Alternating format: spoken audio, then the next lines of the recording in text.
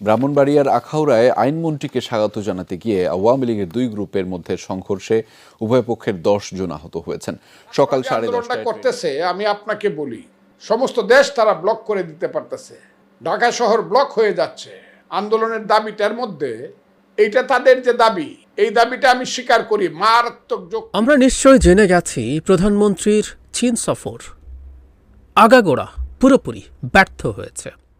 আসসালামু আলাইকুম সুপ্রিয় দর্শক বন্ধুরা, এবার মন্ত্রীকে আমন্ত্রণ জানাতে গিয়ে এবার তাদের নিজেদের মধ্যেই মারামারিতে জড়িয়ে পড়ল আওয়ামী লীগ। দর্শক বন্ধুরা, আপনাদের মাঝে সেই সকল ভিডিওগুলো তুলে ধরেছি। অন্যদিকে এবার কোটা বিরোধী আন্দোলনকে কেন্দ্র করে এবার যেদিকে মোড় ঘুরতে যাচ্ছে, এবার সেই সকল বিষয়গুলোকে কেন্দ্র করে বীর মুক্তিযোদ্ধা বেশ কিছু চমৎকার কথা বলেছেন। দর্শক বন্ধুরা, অন্যদিকে এবার চীনে গিয়ে প্রধানমন্ত্রী শেখ হাসিনার যেন কিছুই স্বপ্ন পূরণ হচ্ছে না। দর্শক বন্ধুরা, তবে শেষ পর্যন্ত কি হতে যাচ্ছে বাংলাদেশের ভবিষ্যৎ, অন্যদিকে এবার সেই সকল বিষয়গুলোকে কেন্দ্র করে জাহেদ স্যার বেশ কিছু চমৎকার তথ্য দিয়েছেন। তো দর্শক বন্ধুরা, চলুন আমরা পরিপূর্ণ ভিডিওগুলো দেখে নিই। অবশ্যই ধৈর্য সহকারে পুরো ভিডিও দেখবেন, তাহলে এই সকল বিষয়গুলো পরিপূর্ণ বুঝতে পারবেন। ব্রাহ্মণবাড়িয়ার আখাউড়ায় আইনমন্ত্রীকে স্বাগত জানাতে গিয়ে আওয়ামী লীগের দুই গ্রুপের মধ্যে সংঘর্ষে উভয় পক্ষের 10 জন আহত হয়েছেন। সকাল 10:30টায় ট্রেনে নিজ সংসদীয় এলাকা যান আইনমন্ত্রী আনিসুল হক। মন্ত্রীকে স্বাগত জানাতে রেল স্টেশনে উপস্থিত ছিলেন আখাউড়া পৌরসভা মেয়র তাকজিল খলিফা কাজল এবং নবনির্বাচিত উপজেলা চেয়ারম্যান মনির হোসেন। এ সময় মন্ত্রীকে ফুল দিয়ে বরণ করেন পৌরসভা মেয়র। এরপর কসবার উদ্দেশ্যে গাড়িতে করে চলে যান আনিসুল হক। স্টেশনের বাইরে বের হলে পৌরসভা মেয়র এবং উপজেলা চেয়ারম্যান গ্রুপের মধ্যে সংঘর্ষ বাধে। লাঠি সোঁটা নিয়ে একে অপরের উপর হামলা চালায় দুই পক্ষ। এ সময় আহত হয় উভয় পক্ষের অন্তত 10 জন। খবর পেয়ে ঘটনাস্থলে গিয়ে পরিস্থিতি নিয়ন্ত্রণে আনে পুলিশ। আমরা নিশ্চয় জেনে গেছি প্রধানমন্ত্রীর চীন সফর আগাগোড়া পুরোপুরি ব্যর্থ হয়েছে। চীন থেকে যা যা চেয়েছিলেন, যা যা পাবার কথা ছিল, মানে সম্পর্ক যে উচ্চতায় পৌঁছার কথা বলা হয়েছিল, কিছুই হয়নি। ফলে যেটা দাঁড়িয়েছে, সরকারকে এখন মুখ রক্ষার চেষ্টা করতে হচ্ছে। এটা সেটা বলে চীনের সাথে ওটা হচ্ছে, সেটা হচ্ছে, ওটা হবে, সেটা হবে, এই বলে এক ধরনের অর্জন দেখানোর চেষ্টা আছে। অর্জন দেখানোর চেষ্টার মধ্যে একটা উদ্ভট জিনিস আবারও আমাদের সামনে আনা হলো, সেটা হচ্ছে চীনের সাথে ইউয়ানে বাণিজ্য সহজীকরণের জন্য পদক্ষেপ নেওয়া হবে। আসার পর থেকেই দেখছি সরকারের লোকজন এই কথাটা বলছে। এই আলাপ মাঝে মাঝেই উঠেছে। আমি আমার এই চ্যানেলটা যখন করেছি তার কিছুদিনের মধ্যে উইদিন সাম ডেইজ, তার মানে এখন থেকে 2 বছরের কাছাকাছি সময় আগে, 2.25 বছর আগে এই রকম একটা কথা উঠেছিল। তখন আমি একটা ভিডিও করেছিলাম, আদৌ কি চীনের ইউয়ানের সাথে বাংলাদেশ আর চীনের বাণিজ্য ইউয়ান দিয়ে করা সম্ভব? এই প্রশ্নটা খুব জরুরি এবং সেই প্রশ্নটা জবাব খোঁজার চেষ্টা করেছিলাম। আমি ওই পুরনো ভিডিওটা আমি জুড়ে দিচ্ছি। এর চাইতে কোনো ফালতু কথা আসলে হতে পারে না। ভিডিওটা শুনলে আপনারা বুঝতে পারবেন। বাংলাদেশ সরকার বলছে তারা চীনের সাথে চীনা মুদ্রা অর্থাৎ রেনমিনমিন বা ইউয়ানে বাণিজ্য করবে। আমাদের দেশে কিছু মানুষ আছেন যারা যে কোনো মূল্যে হোক মনে করেন আমেরিকার পতন হওয়া উচিত। আমেরিকা পূর্বে প্রচুর পাপ করেছে, তাই যেখানে যেখানে আমেরিকার সমস্যা হয় অনেকে খুব খুশি হয়ে ওঠেন। এবং এই প্রবণতার কারণে এমনকি রাশিয়া যখন ইউক্রেনে আগ্রাসন চালায় এবং ইউক্রেনের পেছনে পশ্চিমারা, বিশেষ করে আমেরিকা যখন প্রধান সমর্থক হিসেবে অস্ত্র এবং অন্যান্য ক্ষেত্রে সমর্থন দিয়েছে, তখনও রাশিয়ার মতো একটা মাফিয়া স্টেটকে সমর্থন করেছেন এই দেশের মানুষজন। এই কথাটা প্রাসঙ্গিকভাবে এসছে। এই কারণে আমি দেখছি অনেকে এটা বলার চেষ্টা করছেন, এই যে আমরা ইউয়ানে বাণিজ্য করব তাতে মার্কিন ডলারের প্রভাব কিছুটা হলেও খারাপের দিকে যাবে এবং অনেকে খুব আশা করেন ভবিষ্যতে পৃথিবীর রিজার্ভ কারেন্সি হিসেবে এই মুদ্রাটা, আমেরিকার মার্কিন ডলার, বাণিজ্যের কারেন্সি হিসেবে আলটিমেটলি খুব শক্তিশালী আর থাকবে না।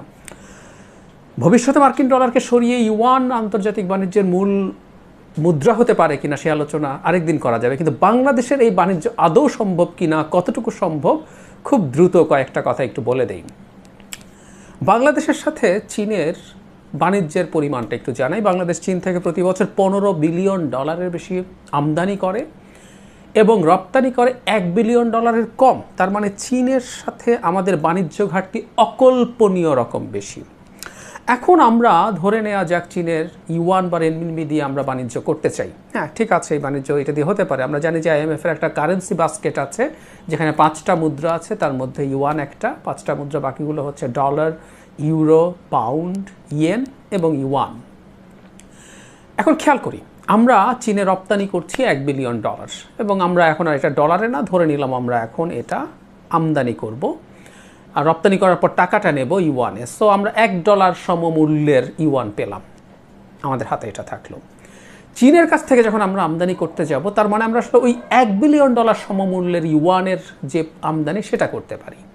তাহলে ধরে নিলাম 15 বিলিয়ন থেকে 14, মানে $1 বিলিয়ন আমরা করলাম। বাকি $14 বিলিয়ন ইকুইভ্যালেন্ট যে আমাদের এখানে রপ্তানি হবে চীনের, সেটার মূল্য আমরা কি দিয়ে পরিশোধ করব? সেই ইউয়ান, ইকুইভ্যালেন্ট ইউয়ান আমরা কোথায় পাবো? খুব জরুরি প্রশ্ন হচ্ছে, তাহলে আমাদের ইউয়ান আয় করতে হবে।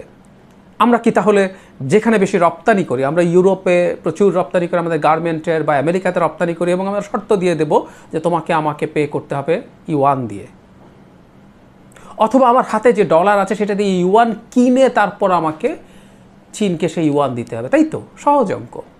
কিছুদিন আগে কোনো দেশের যদি রপ্তানির সেই ভয়ঙ্কর রকম অনিবার্যতা থাকে, তাহলে আপনি চাইলে বাধ্য করতে পারেন আপনার মুদ্রায় পরিশোধ করতে, ইউয়ান না। তখন আপনার যদি সেই শক্তি থাকে, আপনি বলতে পারেন তুমি আমাকে টাকায় মূল্য পরিশোধ করবে, সম্ভব। কিছুদিন আগে রাশিয়া তার গ্যাসের ক্ষেত্রে রুবলে তার গ্যাসের মূল্য পরিশোধ করতে হবে বলে ইউরোপের অনেকগুলো দেশকে বাধ্য করেছিল, এবং ইউরোপের দেশগুলো বাধ্য হয়েছিল কারণ রাশিয়ার ওই রপ্তানি পণ্যটার উপরে তারা এত বেশি নির্ভরশীল ছিল, তাদের আর বিকল্প কোনো অপশন ছিল না। আপনার গার্মেন্টের কি সে অবস্থা? মোটেও না। তাহলে আপনি ইউয়ান পাচ্ছেন কোথায়? ইউয়ান পাওয়ার আসলে কোনো স্কোপ নেই। আরেকটা খুব গুরুত্বপূর্ণ সংকট আছে, এটাও আমরা অনেকে যাতে ওভারলুক না করি।